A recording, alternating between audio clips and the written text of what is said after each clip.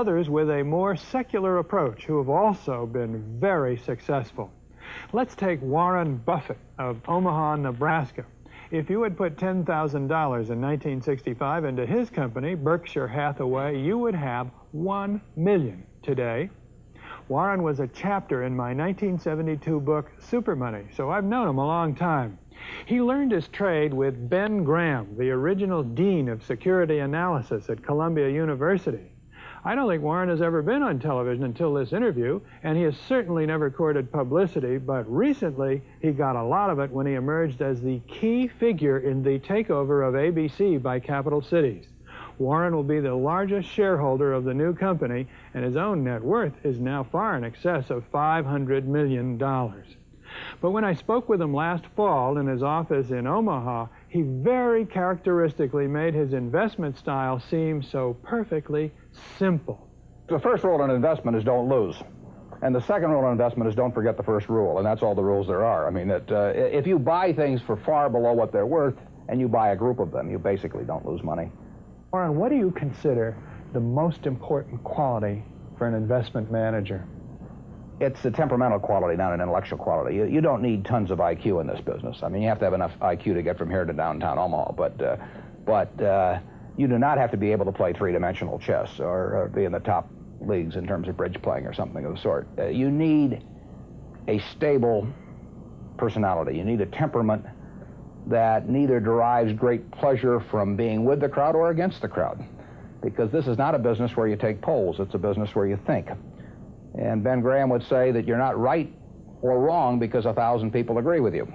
And you're not right or wrong because 1,000 people disagree with you. You're right because your facts and your reasoning are right. Warren, what do you do that's different than 90% of the money managers who are in the market? Certainly most of the professional investors focus on what the stock is likely to do in the next year or two. And they have all kinds of arcane methods of approaching that, but they do not really think of themselves as owning a piece of a business. The real test of whether you're investing from a value standpoint or not is whether you care whether the stock market is open tomorrow. If you're making a good investment in a security, it shouldn't bother you if they close down the stock market for 5 years. All the ticker tells me is the price.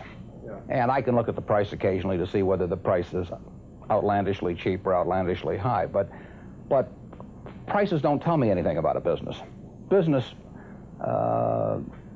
figures themselves tell me something about a business, but the price of a stock doesn't tell me anything about a business. I would rather value a stock or a business first and not even know the price, so that I'm not influenced by the price in establishing my valuation, and then look at the price later to see whether it's way out of line with what my value is.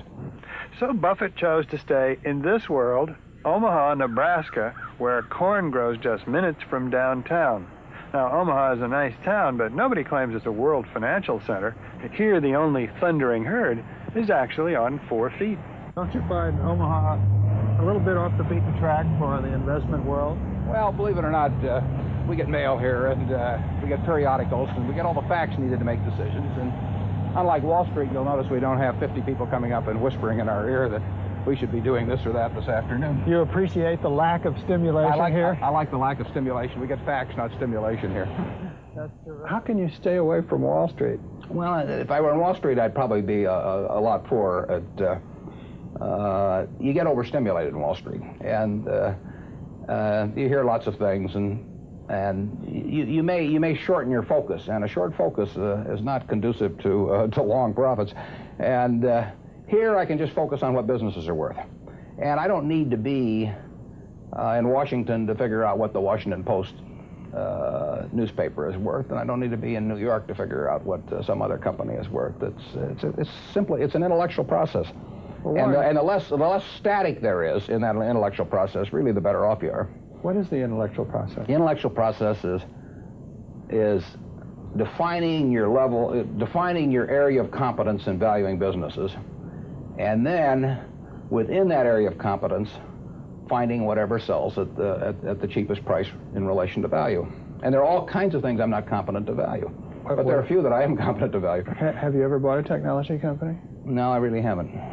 In 30 years of investing, not one? I haven't understood any of them. So you haven't ever owned, for example, IBM? Which Never owned IBM. Marvelous company. I mean, a sensational company, but I haven't owned IBM.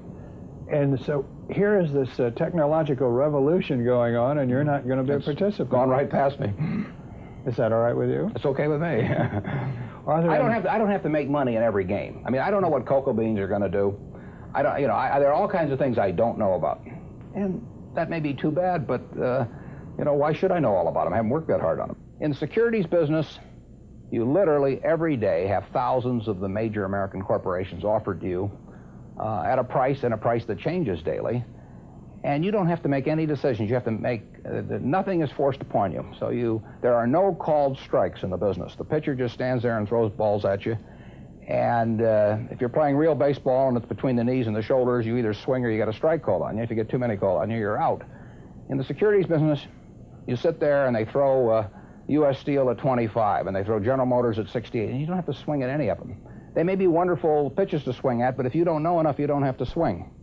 And you can sit there and watch thousands of pitches, and finally you get one right there where you want it, something that you understand, and then you swing. And so you might not swing for 6 months. You might not swing for 2 years. Isn't that boring? It would bore most people, and certainly boredom is a problem with most professional money managers. If they try to sit out an inning or two, not only do they get somewhat antsy, but their clients start yelling, "Swing, you bum!" from the stands, and that's very tough for people to do. Warren, your approach seems so simple. Why doesn't everybody do it? Well, I think partly because it is so simple. That the academics, for example, focus on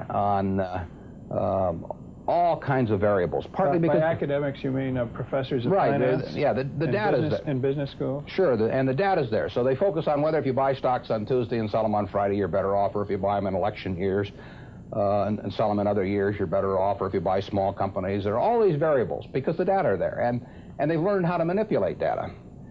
And as a friend of mine says, to a man with a hammer, everything looks like a nail. And once you have these skills, you just are dying to utilize them in some way, but they aren't important. If I were being asked to participate in a business opportunity, would it make any difference to me whether I bought it on a Tuesday or a Saturday or an election year or something? It's not what a businessman thinks about in buying businesses. So why think about it when buying stocks? Because stocks are just pieces of businesses.